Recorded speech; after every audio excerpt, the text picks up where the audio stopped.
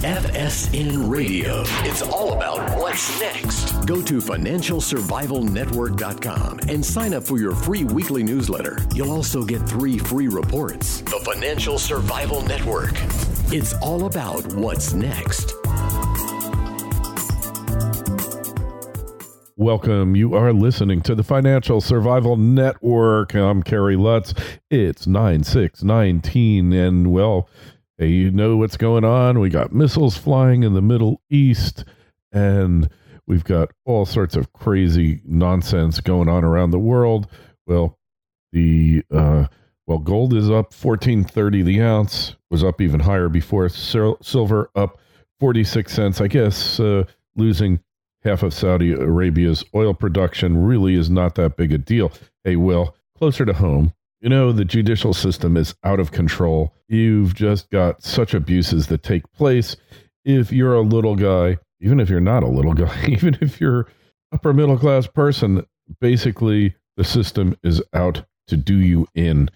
It's mentioned a number of times that when the statute of limitations has run, which should be any day now, I'm going to start a new podcast called Legal Theft. But somebody who's an expert who bills himself as the anti-lawyer lawyer, his name is Byron Browne, Arizona attorney. Byron, really thrilled to have you. So what makes you an anti-lawyer lawyer? Yeah, so I think when most people think about a lawyer, they think about kind of a stuffy guy in a 3-piece suit who has a very high opinion of himself and more times than not talks down to his clients. So I'm the opposite of that. I rarely wear a suit. I'm usually in tank tops and shorts. I got my hands, fingers, neck, pretty much my whole body tattooed. And I'm just as articulate and intelligent as any other lawyer. I'd like to say more so, but I'm straight to the point. I cut through the BS and I provide people with straight to the point answers. And I'd like to say I'm the lawyer of the people. I'm relatable. You come in, you're disarmed by how I'm dressed, how I appear. And I remind a lot of people of, say, their uncle or their cousin or someone they're familiar with as opposed to some stuffy suit. So do you do much tattoo malpractice? That's not a big field. But funny thing is I do have a couple of cases where someone is alleging that the tattoo is not as good as workmanship-wise as what they thought. So I've actually had a couple of them, and they've been oddly referred to me by other lawyers who just know that I'm the guy who's tattooed, so they've ended up in my lap. That's wonderful. So it's kind of a breach of warranty or breach of fitness for a particular purpose. They just didn't measure up. So I'm sure. Exactly. Well, yeah. Well, and the other thing is without getting too much in detail about it, but there's obviously an art to it, right? And it's art. What a lot of tattoo artists will say is if someone goes too deep, they can really hurt you. And what that means is if they press literally too hard on the needle, it can scar someone as opposed to doing what the intent is to make a beautiful piece of art. So when you got people who've used the tattoo gun and dug into people and scarred them, that's when people end up calling me. Who would have thunk? Well, a little subspecialty. Hopefully there's not much tattoo malpractice taking place in the world, but there's all sorts of other things. Insurance companies, my father used to say, they're in the business of not paying claims. So you deal with a lot of these carriers, don't you? Yeah, and your dad is right. Insurance companies are obviously like any other business. They're in business to make money, and it's very hard to make money if they're always paying out money. So, you always need a really good lawyer who's going to be aggressive and get in there and willing to fight for you to make sure that the insurance companies pay. Yeah, well, it's true. I dealt with a lot of insurance company lawyers in my day and a lot of plaintiffs' attorneys. And the plaintiffs' attorneys, well, the insurance defense is they're getting paid by the hour. They don't really care what happens. And their goal is just to string this thing along as long as possible. How do you get an insurance company? How do you get their attention and let them know that, no, it's not going to work that way this time, that we don't want to have to go through this, and you owe the money and you just need to pay it? Yeah, to make sure an insurance company knows that they got to pay the money and they're up against a formidable opponent. I mean, part of it is your reputation. You see the same insurance companies. It's not like there's 100 of them. There's about half a dozen that you typically see on cases, and you run across the same claims professionals dealing with a particular area of a state. And so those particular ones that you come across, they got to know that you're willing to go to trial, that you're willing to push the envelope, and that you're aggressive. There's a lot of plaintiff lawyers that really just don't want to do any of the heavy lifting. So they're hoping they send out a demand letter and then they're going to get paid right away. And you know what? Sometimes that happens. But if you're known as someone who's not willing to go to trial, then insurance companies kind of have the upper hand because they know, hey, look, if we just keep pushing this lawyer will accept pennies on the dollar just to make it go away. So you know, I always say, I mean, if you're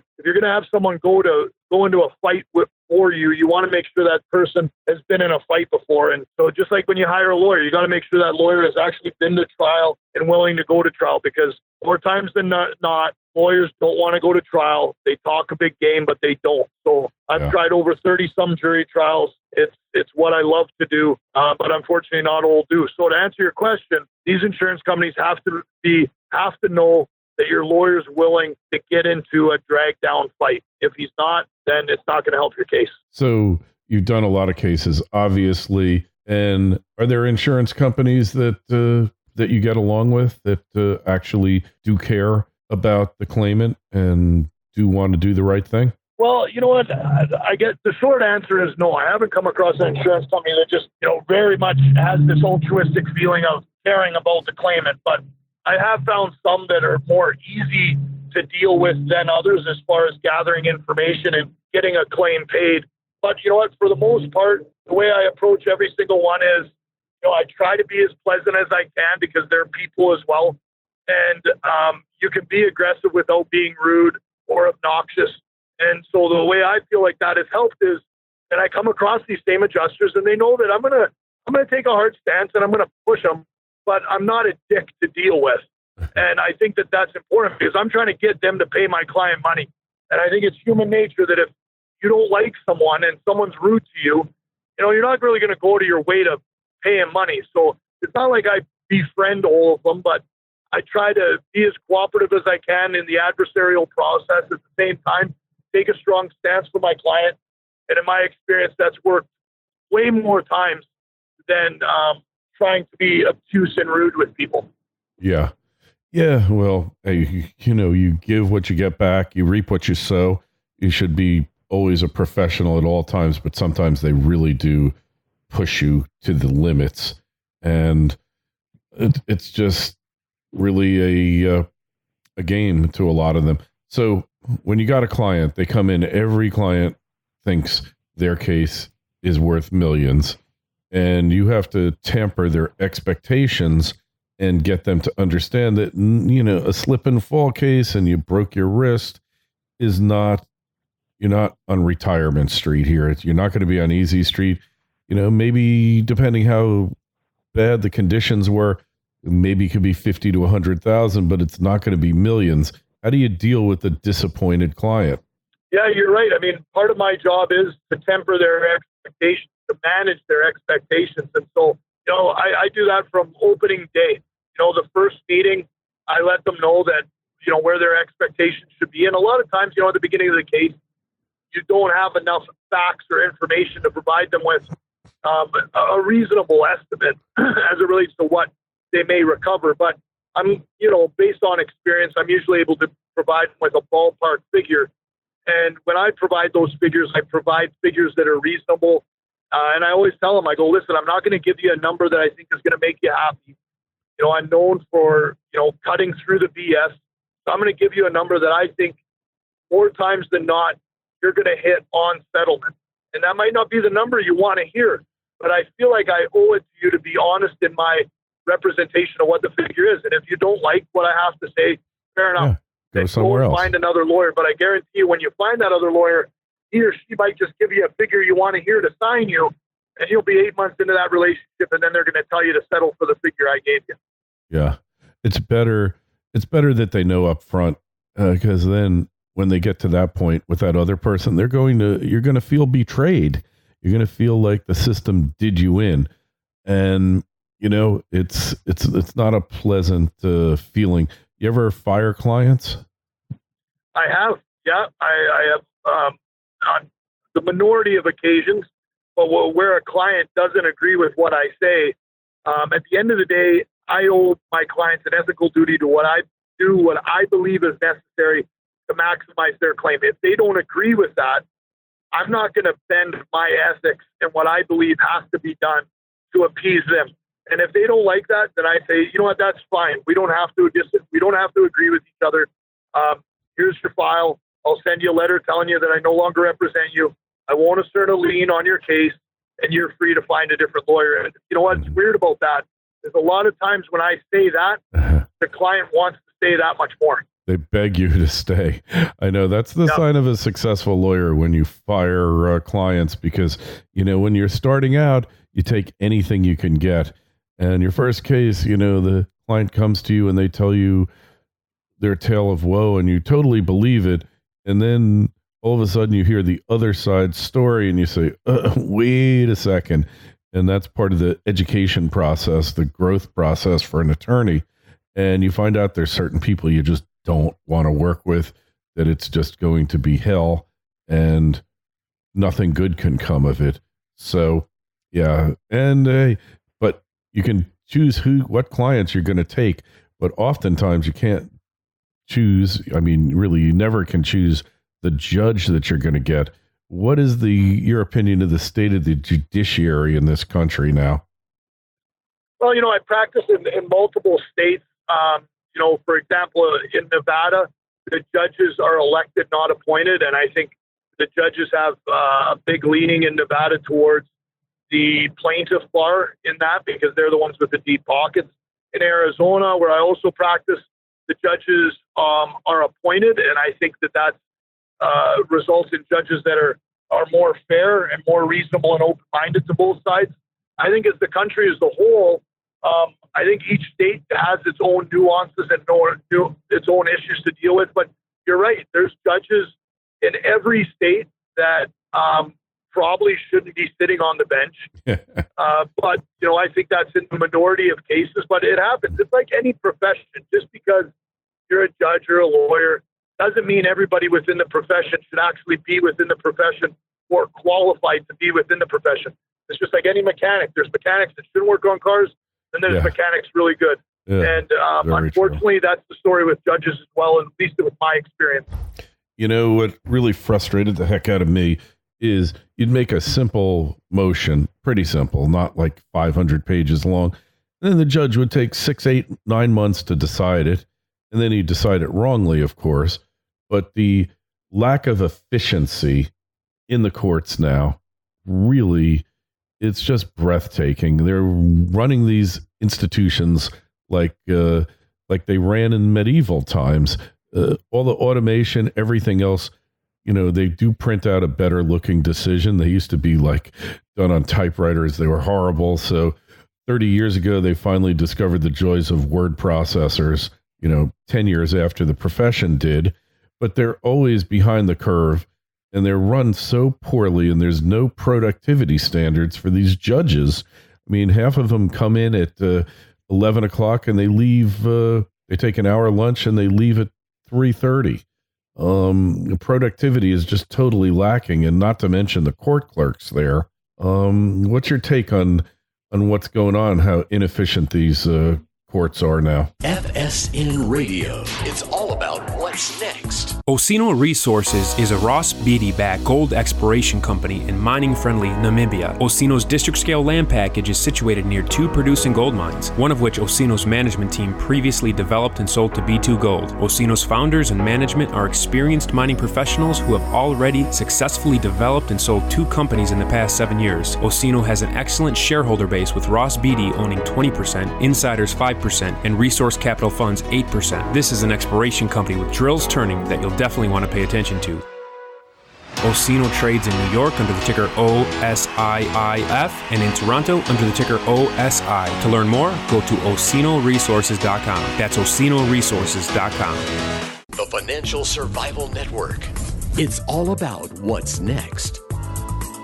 I think you've hit the nail on the head. I think part of the inefficiency is some of the judges just not wanting to work as hard. I have noticed, like you've just articulated, that it takes a long time for some judges to get opinions out. And part of that is a product, judges just not working hard. But I also believe the judicial system is watered down with a lot of frivolous lawsuits that clog up the system and make the system inefficient. So I think from top to bottom, the system is filled with inefficiencies, and someone needs to get in there and clean it out. And I don't know what the answer would be, but I think people probably have to end up making decisions that aren't going to be the most popular decisions up front, but then in the long run, that would pay. I think they would pay off, but I just don't see that taking place. So I think the system will continue to be broke, and I think the system will continue to be inefficient. And unfortunately, like I always tell clients, I go, you don't have to agree with the system. You don't have to be happy with the system, but this is the way it operates. We know how it operates, and we need to operate within those particular boundaries. Yeah. It's just very frustrating. Is one of the things that really made me not want to practice law anymore, because I'd have like 15, 20 cases in any different stage waiting for decisions from judges.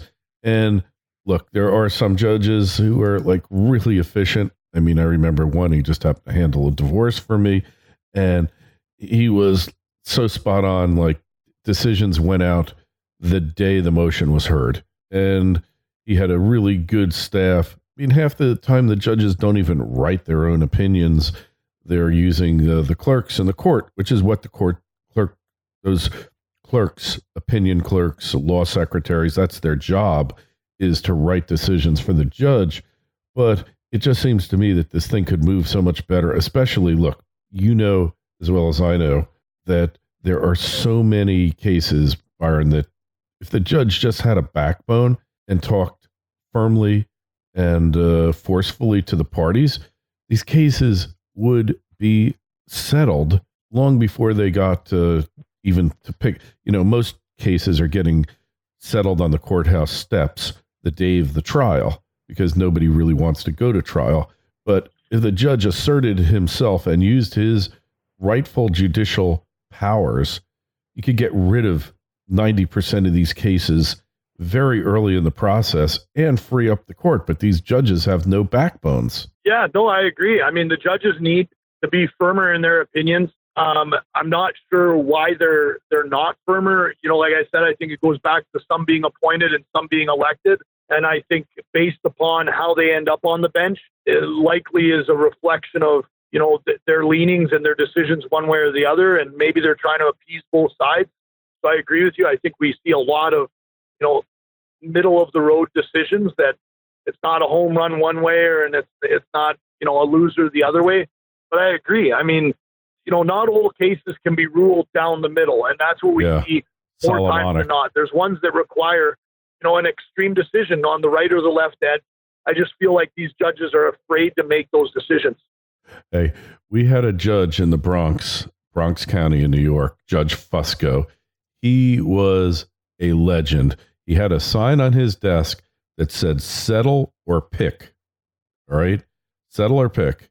And it was real simple. If you didn't settle the case when you were in his chambers, you were going down to pick a jury, whether you were ready or not.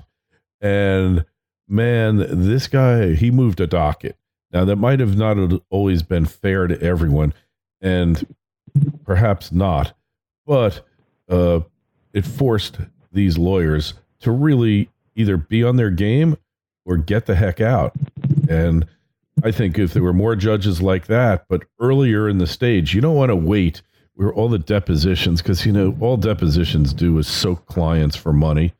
They're really of limited utility in many respects, and you're just going through the motions, Right. No, I agree. It's funny. I got a phone call off with a lawyer. I'm on the plaintiff side and he's on the defense side earlier. And I said that exact same thing. I'm like, before we go through all these depositions and retain experts and spend all this money, let's see if we can settle it, because I'm going to get an expert to say X. You're going to get an expert that says that X is wrong and the answer is Y. We all know what's going to happen. So let's save the time and money and try to get to the table. I'm feeling like more lawyers are being reasonable in that regard. But back to your point earlier is, the other lawyer I'm dealing with, he bills by the hour. Yeah. So there's an incentive there for him to do these depositions and mediations and all these other court hearings and whatnot. And for me, it's best for my client to save costs. Is the more costs we save, the more money the client nets at the end of the day. So we have these, opposite goals, so to speak, at the end. But I feel like any good lawyer is usually busy, and a busy, good lawyer shouldn't care about if cases settle or if they get to run through a bunch of discovery to bill. I think ethically they owe the duty to do what's best for the client, and it's always best for a client to save money and settle early. I've failed to see at any other point in time, again, we're talking about a bell curve, and obviously there's exceptions, but for the most part, settle early, save money is the best result for both sides. Yeah, absolutely. A lot of times you win the battle, but you lose the war because the legal fees have totally erased any reasonable recovery you could have hoped to get. And I've seen it so many times, it's ridiculous. But sometimes if an insurance company really believes that a case is fraudulent or frivolous, then it's their duty to fight every single one of them. It's allowing these frivolous cases, like you said, to move forward and eventually obtain some recovery that really undermines faith in the system and really, really bogs down the system and makes it so inefficient.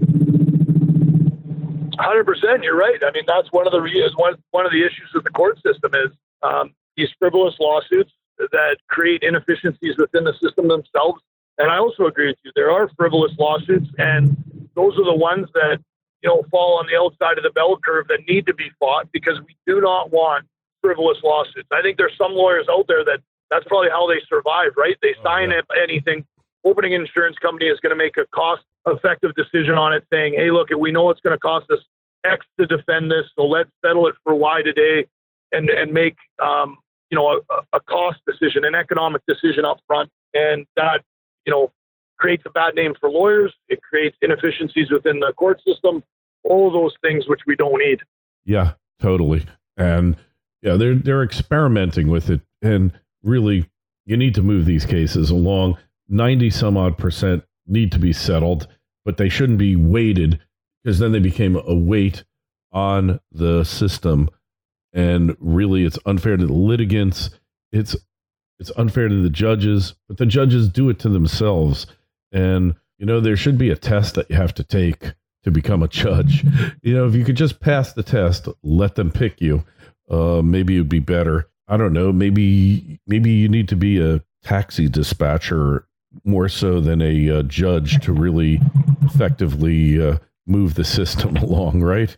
Yeah, you're probably right. I mean, they got to have more skills. And what you see, right, is a lot of lawyers go and become judges. And just because you're a good lawyer doesn't mean that you're going to be a good judge. And to your point, there should be a test that specifically vets out the qualities needed within a judge. But I'm not aware of any state that currently does that. No, none of them do, because it's a political plum. Whether it's appointed or whether it's elected, it's still political. They get there through political connections. There's no other way to become a judge. They aren't out there recruiting, looking for the best people. They're out there just paying off political favors and doing favors, and that's how they get there. So big problems. So sounds like you're doing what you were meant to do, though, Byron. People want to find out more about you, check you out. What's the best way? Yeah, you can find me on the web at antilawyer.com or any of the social media platforms at antilawyer. All right, antilawyer.com. You have an interesting phone number too, right? 1-800-ANTI-LAWYER. Yes, sir. All right. Well, you got my vote. Anyway, it's great having you on. Any questions or comments from you out there about the legal system, about legal theft, about what's really happening in the world? Why don't you email us? KL@KerryLutz.com. That's the email address.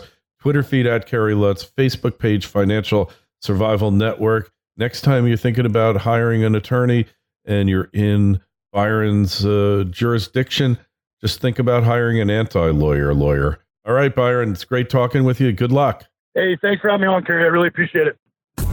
FSN Radio. It's all about what's next. Go to financialsurvivalnetwork.com and sign up for your free weekly newsletter. You'll also get 3 free reports. The Financial Survival Network. It's all about what's next.